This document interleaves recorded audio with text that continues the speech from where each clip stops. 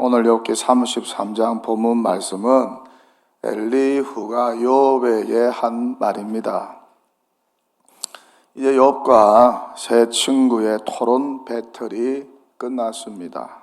욥의 승리로 끝났고 욥의 고난이 죄로 인한 것이 아니라는 결론이 났습니다. 의인도 고난받을 수 있다는 결론이 났습니다. 그렇게 욥기 31장에서 결론이 났습니다. 그런데 갑자기 32장에서 뜻밖의 한 인물이 등장합니다. 그 이름이 엘리후입니다. 그는 가장 젊은 사람이었어요. 욥의 토론을 처음부터 끝까지 지켜보았습니다. 조용하게 지켜만 보았어요. 나이가 어려서 입을 다물고 있었던 것 같습니다. 그러다가 연장자인 세 사람이 욥을 이기지 못하자 입을 연 것입니다. 그러면서 욥이 한 말에 대하여 변론을 합니다. 이 엘리후의 변론이 욥기 32장에서 37장까지 기록이 되어 있어요. 특히 오늘 본문 말씀은 고난의 가치, 고난이라는 것이 가치가 있다. 고난이라는 것이 무가치한 것이 아니다. 고난이라는 것이 유익함도 있다. 이런 고난의 가치에 대하여 말씀하고 있습니다. 죄 때문에 고난을 당한다는 세 사람의 변론과는 달리 엘리후는 고난의 점수를 많이 주고 고난의 유익과 고난의 가치에 대하여 말씀을 하고 있어요. 그가 말하는 고난의 가치는 두 가지입니다. 하나는 고난을 통해서 하나님이 사람들과 소통하신다. 고난이라는 것은 하나님께서 사람들과 소통하시는 방식이고 매개차라는 것입니다. 또한 고난을 통해서 하나님께서 사람들의 교만을 막으시고 더 큰 환난에서 더 큰 실패에서 건져 주신다는 것입니다. 이렇게 고난의 교육적 가치를 논합니다. 다시 말해 고난은 성품을 빚고 약점을 보완하는 훌륭한 교육적 가치가 있는 수단이라는 것입니다. 그렇게 고난에 큰 의미를 부여하고 가치를 부여하고 점수를 주고 있어요. 지금까지 욥의 세 친구는 어떠했습니까? 계속 죄의 풀에 임으로 고난을 접근했습니다. 고난은 나쁜 것이다. 고난은 부정적인 것이다. 고난은 죄를 지으면 받는 것이다. 그렇게 고난을 굉장히 부정적으로 나쁜 것으로만 접근했습니다.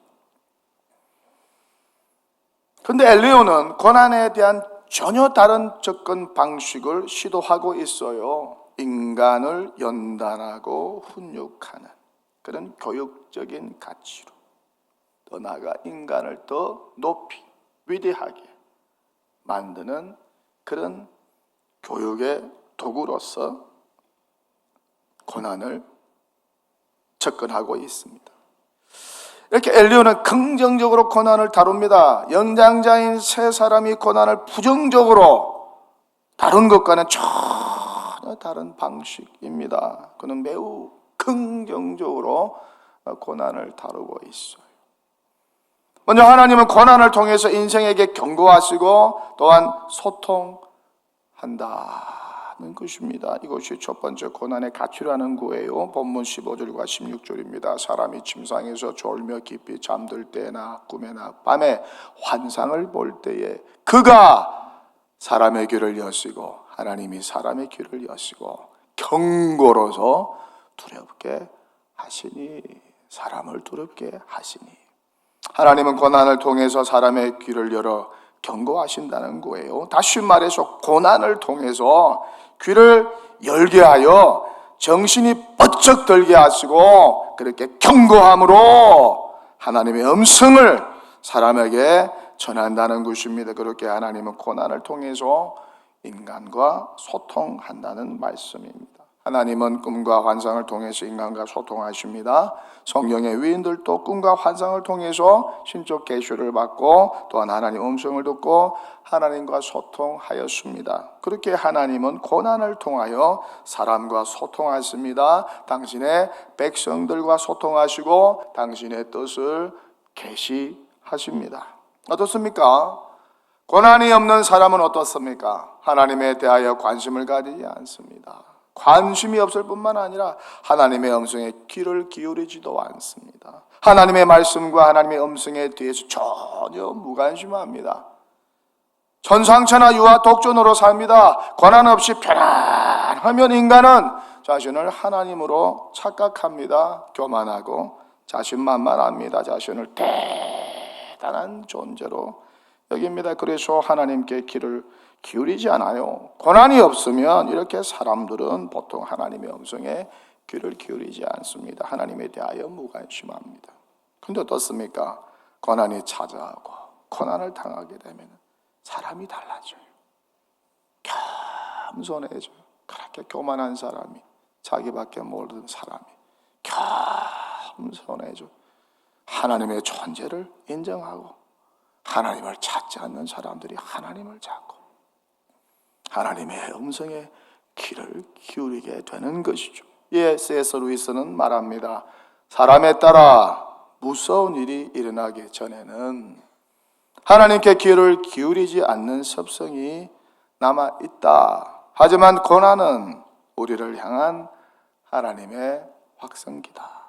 이렇게 하나님은 고난을 소통의 매개체로 사용했습니다. 고난을 통해서 당신의 백성들과 소통하시고 인간들과 소통하신다는 것입니다. 고난당한 요셉도 모세도 다윗도 그랬습니다.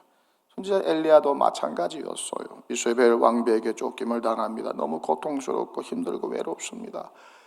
지쳐 광야 로뎀나무 아래서 죽으려고 했습니다. 얼마나 고통스러웠으면, 고난이 심했으면 그 능력의 선지자가 죽으려고 했을까요? 이때 천사의 도움을 받아서 살아나죠. 그리고 호렙산으로 갑니다. 동굴에 거합니다. 그러다가 깊은 밤이 어떻습니까? 세미한 주님의 음성을 듣게 되죠. 엘리야야, 왜 네가 여기에 있느냐?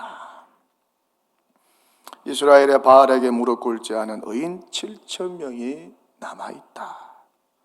여우에게 기름을 부어 이스라엘의 왕이 되게 하고 사밧의 아들 엘리사에게 기름을 부어 선지자로 삼고 너의 후계자로 삼으라고 하는 주님의 세미한 음성을 그가 고난 가운데 고통 중에 듣게 됩니다. 사도 바울도 마찬가지입니다. 전도하다가 돌 맞아 죽을 뻔했습니다. 돌 맞아서 사도 바울이 죽을 뻔해서 사람들이 질질 끌고 성방으로 집어 던져버렸어요. 다 죽은 줄 알았어요. 그런 극한 고난의 때 그는 삼청천의 환상을 보게 되었습니다. 신비한 영적인 체험이었어요. 이렇게 하나님은 고난을 통해서 고통 가운데 우리와 소통하시고 우리를 하나님의 뜻을 계시하시고 알려주십니다. 이렇게 하나님은 고난을 통해서 우리와 소통하시고 또한 우리를 향한 하나님의 뜻을 알려주시는 거예요. 그래서 일본의 유명한 작가 미우라 아야코, 여러분 잘 아시죠? 빙점의 작가. 그녀는 고난의 의미를 이렇게 설명합니다. 병들지 않으면 드리지 못할 기도가 있다. 병들지 않으면 믿을 수 없는 기적이 있다. 병들지 않으면 들을 수 없는 말이 있다. 병들지 않으면 가까이 갈 수 없는 장소가 있다. 병들지 않으면 우러러 볼 수 없는 얼굴이 있다. 오, 병들지 않으면 나는 인간이 될 수조차 없다. 오, 나는 병들지 않으면 인간이 될 수조차 없다. 결국 병들므로 말미암아 하나님의 음성에 귀를 기울이게 되고 예전에 듣지 못한 하나님의 음성을 듣게 되고 병들므로 겸손해져서 인간다운 삶을 살게 된다는 말입니다. 그러니 어떻습니까? 고난의 때는 하나님과 친밀해질 수 있는 최고의 환경이요, 하나님의 음성을 들을 수 있는 최고의 기회라는 것이죠. 그러니 고난이 닥칠 때는 더욱 귀를 쫑긋 세우고 기울이면서 하나님의 음성 듣기를 구해야 합니다. 그 음성을 제대로 듣게 되면 고난을 능히 극복할 수가 있어요. 힘과 능력이 생깁니다. 이것이 신적 교통의 힘이요, 은혜요, 능력인 것이죠. 저 역시 마찬가지입니다. 저는 고난 당하지 않을 것이라 여겼습니다. 고난이 저를 비껴갈 것이라 늘 생각했어요. 저희 누이들이 저를 굉장히 부러워했어요.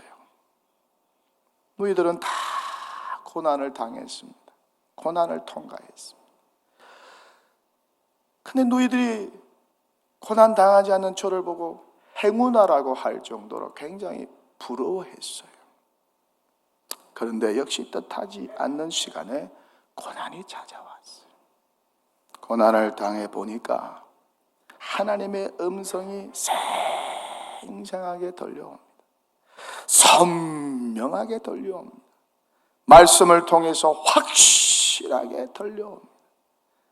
기도 가운데 선명하게 들려옵니다.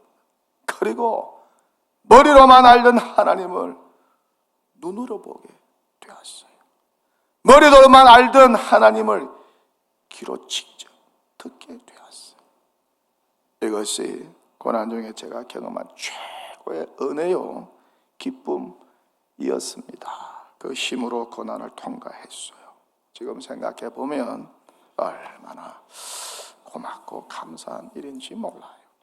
정말 고난을 통해서 하나님은 우리에게 말씀하기를 원하시고 또한 더 깊은 사귐을 원하십니다. 고난을 통해서 더 훈련하고 연단하여 더 크고 위대한 사람으로 세워나가기를 원하시고 고난을 통해서 그를 축복의 사람으로 만들어 가기를 원하십니다. 그러니 어떻습니까? 우리에게 다가오는 크고 작은 고난을 하나님과 더 친밀해지는 사귐의 시간으로, 또 소통의 시간으로, 또 남다른 은혜와 은사를 받는 그런 귀한 시간으로 여긴다면 그 고난이 우리에게 축복의 자리로 인도할 것입니다. 이런 면에서 어떻습니까? 고난은 가치가 있는 것이고 고난은 축복이라는 것입니다.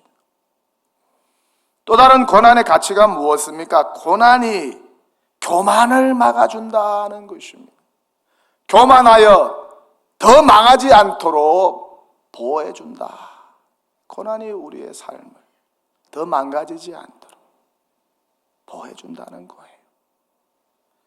당신의 택한 백성들이 교만할 때 하나님은 고난을 통해서 개입하시고 고난을 통해서 교만을 막아주신다는 말씀입니다. 본문 17절입니다. 이는 사람에게 그의 행실을 버리게 하려 하심이며 사람의 교만을 막으려 하심이라. 사람의 교만을 막으려고 또한 사람의 악한 행실을 막으려고 하나님이 고난을 사용하신다는 거예요. 참 인간은 어떻습니까? 교만합니다. 얼마나 악하고 교만한지 몰라요. 과거에도 그랬고 현재에도 그렇고 미래에도 그럴 것입니다. 악하고 교만한 인간이 얼마나 많은지. 자기가 하나님입니다. 자기가 하나님 되려고 합니다. 자기가 제일 잘나고 똑똑한 줄 압니다. 그래서 어떻습니까? 바벨탑을 쌓습니다. 하늘에 닿게 하려고 바벨탑을 열심히 쌓습니다. 돈과 권력의 바벨탑, 인기와 명예의 바벨탑, 쾌락의 바벨탑, 업적과 위대성의 바벨탑을 열심히 쌓습니다. 요즘에는 어떻습니까? 창조 질서까지 파괴하는 그런 교만함이 하늘을 찌르고 있어요. 자유와 방종의 바벨탑, 쾌락의 바벨탑을 그렇게 높이 쌓아 올리고 있어요. 어떻게 창조주 하나님이 정해주신 남자와 여자라는 구별된 성의 정체성을 인간이 자기 마음대로 다시 결정할 수 있단 말입니까? 남자가 여자가 되고 여자가 남자가 되고 이것도 아니고 저것도 아니고 그러면 중성이 되고 성의 정체성을 사람이 마음대로 선택하고 만들어가는 시대입니다. 세상이 그렇게 가르쳐요. 세상이 그렇게 하도록 압력을 넣습니다. 정말 말세입니다. 어제도 저 광화문 시청에서 퀴어 축제가 있었죠.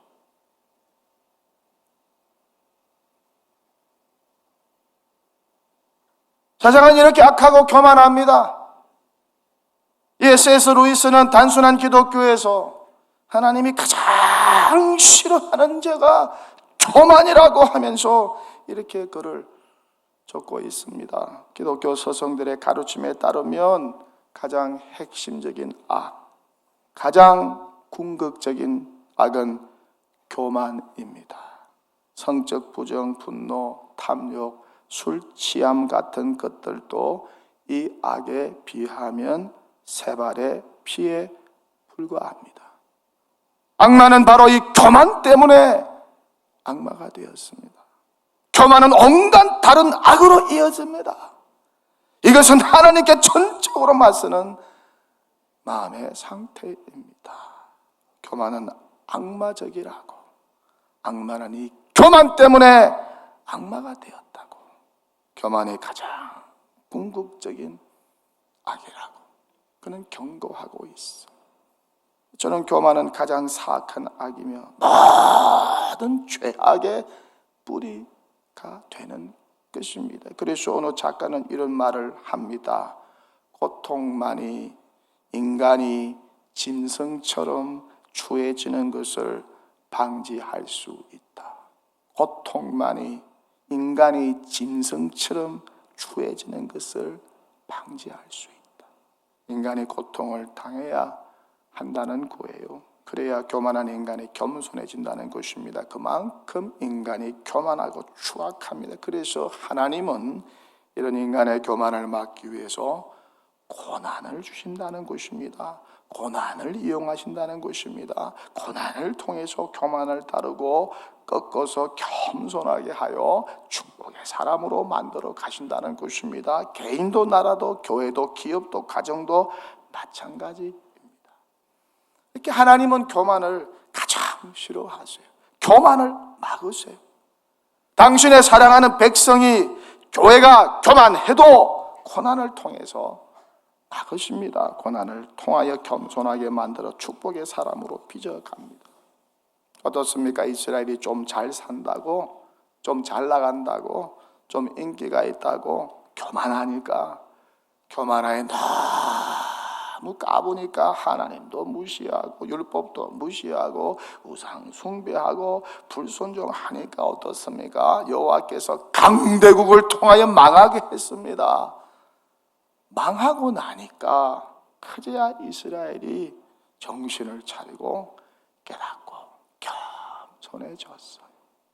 포로기를 통과하면서 그렇게 좀 겸손해졌어요. 겸손하니까 고국으로 귀환할 수 있었던 것이죠. 유다 히스기야 왕의 아들 므낫세가 엄청 교만했습니다. 그는 12살에 왕이 되었어요. 철이 없어 그런지 하나님도 모르고 은혜도 모르고 자기 마음대로 나라를 통치합니다. 손대왕 히스기야 아버지가 해놓은 좋은 정책들을 헌식착처럼 버렸습니다. 우상 숭배합니다. 나라를 엉망진창으로 만듭니다. 하나님과 율법과 성전을 버리고 점쟁이 나라 우상의 나라로 만들었어요. 자기 자식까지 우상의 제물로 바쳤어요. 이렇게 교만하니까 어떻습니까? 여호와께서 아수르로 하여금 유다를 침공하게 하시고 므낫세를 붙잡아서 쇠사슬로 결박하여 바벨론으로 끌고 가게 합니다. 이런 고난을 므낫세가 당합니다. 교만하면 고난 당하는 일밖에 없어요. 그래서 다 끝난 줄 알았어요. 그런데 이 고난의 현장에서 그가 깨닫고 회개합니다. 기도합니다. 잘못했다고. 그렇게 고난을 통해서 그가 깨닫고 므낫세가 크게 겸손해졌어요. 그러니까 여호와께서 그를 다시 유다 왕으로 복직시킵니다. 겸손하니까 높여줍니다. 이 사람이 완전히 달라졌어요. 정책도 달라졌어요. 우상 제거하고 성전을 거룩하게 만듭니다. 여호와의 제단을 보수하고 하나님의 말씀으로 나라를 통치합니다. 이렇게 하나님은 당신의 사랑하는 백성이 교만하면 고난을 주십니다. 교만을 막기 위하여, 더 큰 재앙을 막기 위하여 고난을 주십니다. 고난 중에 교만을 회개하면 다시 축복해 주십니다. 살 길을 열어주십니다. 재기의 발판을 마련해 주십니다. 그런데 고난 중에도 깨닫지 못하고 회개치 않으면 방법이 없어요. 방법이 없어요. 망하는 길밖에 다른 방법이 없어요. 사울 왕의 길로 가는 것밖에 다른 방법이 없어요. 세상에 교만한 사람이 얼마나 많은지, 교회 밖에만 있나요? 그렇지 않습니다. 교회 안에도 있어요. 교만한 사람들이 직분자들 가운데도 있어요. 지금까지 교회 생활하고 목회 생활을 하면서 교만한 교인들 많이 보았어요. 교만한 목사, 장로 많이 보았어요. 어떤 분은 교회를 자기 마음대로 주물럭거립니다. 자기가 왕입니다. 질서도 없어요. 선후배도 없어요. 목사도 눈에 안 보여. 휘젓고 다닙니다. 돈 있고 힘 있다고 마음대로 휘젓고 다닙니다. 아름다운 포도원을 망가뜨리는 여우처럼, 아름다운 포도원을 망가뜨리는 여우처럼 휘젓고 다녀요. 겁도 없이 휘젓고 다녀요. 하나님도 눈에 안 보여요. 그렇게 교만해요. 하나님이 이런저런 경고를 주십니다. 너 교만하면, 계속 교만하면 망할 거야. 죽을 거야. 큰 어려움 당할 거야. 너뿐만 아니라 자녀들도. 그런 경고를 보냅니다. 이런저런 고난, 크고 작은 고난을 받습니다. 그래도 깨닫지를 못해요. 깨닫지를 못해요. 말로가 비참해요. 신앙은 두 부류입니다. 깨닫는 신앙과 깨닫지 못하는 신앙. 깨닫는 신앙과 깨닫지 못하는 신앙. 고난이 오면 깨닫는 신앙이 있어요. 고난이 와도 깨닫지 못하는 신앙이 있어요. 어떤 신앙이 하나님이 기뻐하는 신앙일까? 저도 젊은 시절 한때 교만했습니다. 잘난 줄 알았어요. 잘 될 줄 알았어요. 깃발만 꼽으면 사람들이 몰려올 줄 알았어요. 근데 한번 무너지고 깨달았습니다. 다 착각이고 교만인 것을 깨달았어요. 정신이 번쩍 들었어요. 교만하면 망하는구나. 성경 말씀이 진리구나. 내가 교만했구나. 교만한 자를 하나님께서 한 방에 쳐버렸어요. 여러분, 하나님께 한번 맞아본 적이 있습니까? 사람한테 맞아도 아프지만 하나님께서 팍 쳐버리면요, 이게 얼마나 아픈지 몰라요. 당신은 힘들었지만은 지금 생각하면 하나님의 징계의 손길이 얼마나 고맙고 감사한지. 나를 그냥 내버려 두었으면 어떻게 되었을까? 사랑하니까 하나님께서 징계의 채찍으로, 사랑의 채찍으로 때리는 거 아니겠어요? 정신 차리라고. 성경은 말씀합니다. 그러므로 하나님의 능하신 손 아래에서 겸손하라. 때가 되면 너희를 높이시리라. 교만은 패망의 선봉이요 거만한 마음은 넘어짐의 앞잡이니라. 망하고 싶으세요? 교만하십시오. 열심히 교만하십시오. 흥하고 싶으세요? 겸손하십시오. 제가 손흥민 선수를 좋아합니다. 여러분도 다 좋아하지요. 근데 그 선수를 좋아하는 이유는 실력이 있어서가 아니라 겸손해. 실력도 있지만은 겸손해서 그 선수를 좋아합니다. 근데 알고 보니까 그 아버지 손정웅 씨가 더 겸손하더라고요. 인터뷰 할 때마다 우리 아들 흥민이는 월드 클래스가 아닙니다. 월드 클래스가 아닙니다. 손흥민 선수 월드 클래스예요. 세계적인 선수예요. 근데 아버지 우리 아들 월드 클래스가 아닙니다. 손흥민 선수도 그래요. 나 월드 클래스 아닙니다. 얼마나 겸손합니까? 그 아버지 손정웅 씨가 그렇게 겸손해요.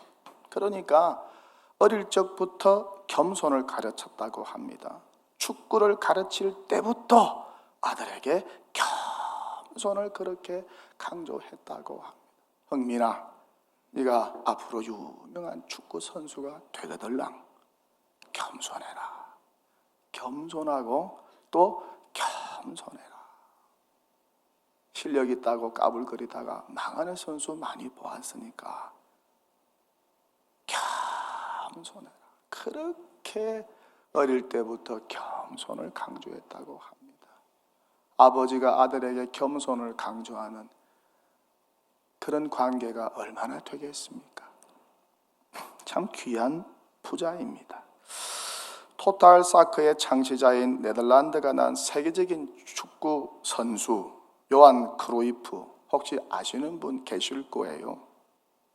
이 선수가 자서전에서 이렇게 말합니다. 내가 만난 월드 클래스 선수 중에 인성이 나쁜 사람은 아무도 없었다. 내가 만난 월드 클래스 중에 인성이 나쁜 사람은 아무도 없었다.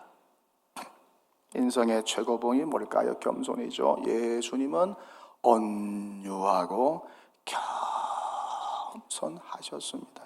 여러분, 하나님의 아들이신 독생자이신 예수님께서도 겸손하시고 온유하셨는데 하물며 우리는 어떻게 해야 되겠습니까?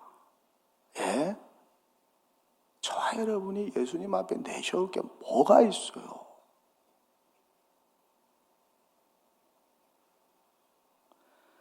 겸손하고 온유하면 땅의 축복을 받습니다. 명성의 축복을 받습니다. 성공합니다. 흥합니다. 높아집니다. 고난당하지 않습니다. 겸손하십시오. 잘 되고 싶었습니까? 성공하고 싶었습니까? 겸손하십시오. 하나님은 고난을 통해 이렇게 말씀하십니다. 교만을 막기 위해 하나님은 고난을 사용하십니다.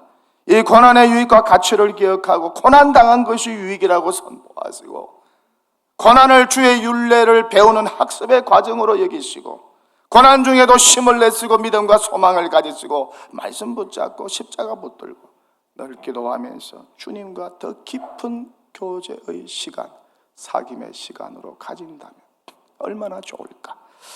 볼테르는 말합니다. 어떤 고난이든 일단 견뎌내기만 하면 당신의 삶은 경이로움으로 가득 찰 것이다. 철학자 소크라테스는 말합니다. 역경은 사람을 단련시키는 최고의 학교다. 우화 작가인 이솝은 말합니다. 고난을 겪었다면 신에게 감사하라. 그것은 당신에게 새롭게 살아갈 힘을 줄 것이다.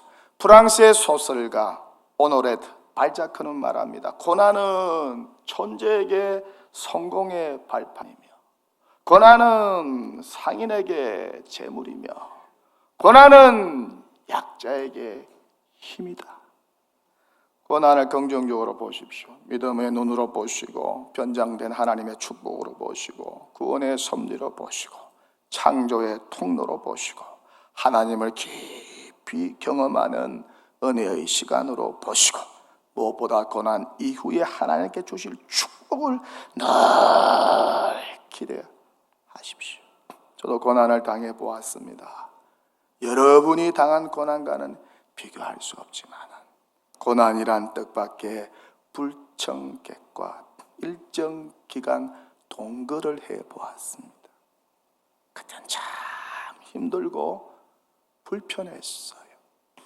근데 지나고 나니 이런 것보다 얻은 것이 더 많은 것 같고 배운 것이 더 많은 것 같고 성장한 것이 더 많은 것 같고 고난을 통해서 오히려 더 축복받은 것 같고 그렇게 시편 기자의 고백처럼 고난이 유익했습니다.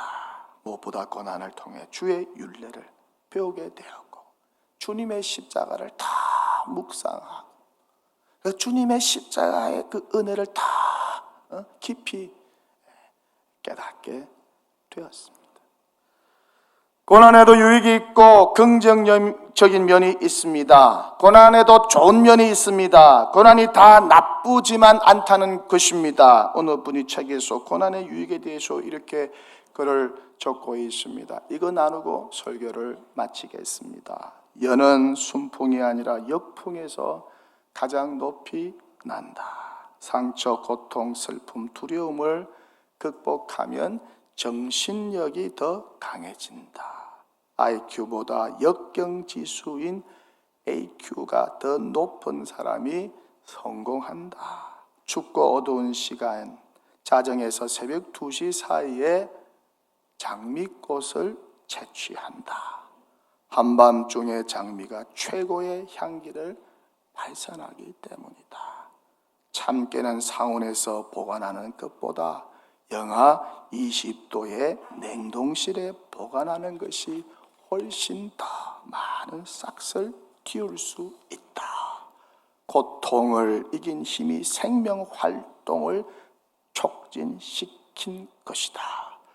전나무는 환경이 열악해지면 유난히 화려하고 풍성한 꽃을 피운다. 이 전나무로 바이올린을 제작한다. 고통이 명품을 만든다. 열대지방의 나무에는 나이테가 없다. 내부를 단단히 채우는 혹한의 시기를 거치지 않았기 때문이다. 추위를 극복한 나무만이 그런 훈장을 몸에 둘 자격이 있다. 사람 역시 고난을 거쳐야 그의 내면이 단단해진다. 맹자 고장편에 이런 말이 있다. 하늘이 장차 그 사람에게 큰 일을 맡기려고 하면 반드시 먼저 그 마음과 뜻을 괴롭게 하고 근육과 뼈를 깎는 고통을 주고 몸을 굶주리게 하고 그 생활은 빈곤에 빠뜨리고 하는 일마다 어지럽게 한다. 그 이유는 마음을 흔들어 참을성을 기르게 하기 위함이며 지금까지 할 수 없었던 일을 할 수 있게 하기 위함이다. 구름이나 소나기가 없이는 결코 무적애가 서지 않는다. 나방은 고치의 장벽을 뚫으면서 생존의 힘을 기른다. 병아리도 마찬가지다. 잔잔한 바다에서 훌륭한 뱃사공이 만들어지지 않는다. 설교를 마칩니다. 어떤 고난이 지금 불청객으로 찾아왔습니까? 그 불청객 친구의 정체가 무엇이든 고난이란 불청객과 잘 사귀시고 그 고난의 불청객이 떠난 이후의 자리가 복된 자리, 은총의 자리, 축복의 자리, 회복의 자리, 성장과 성숙의 자리, 은사와 능력이 임한 자리가 되면 얼마나 좋을까? 이런 축복, 이런 믿음 늘 함께 하시기를 축원합니다.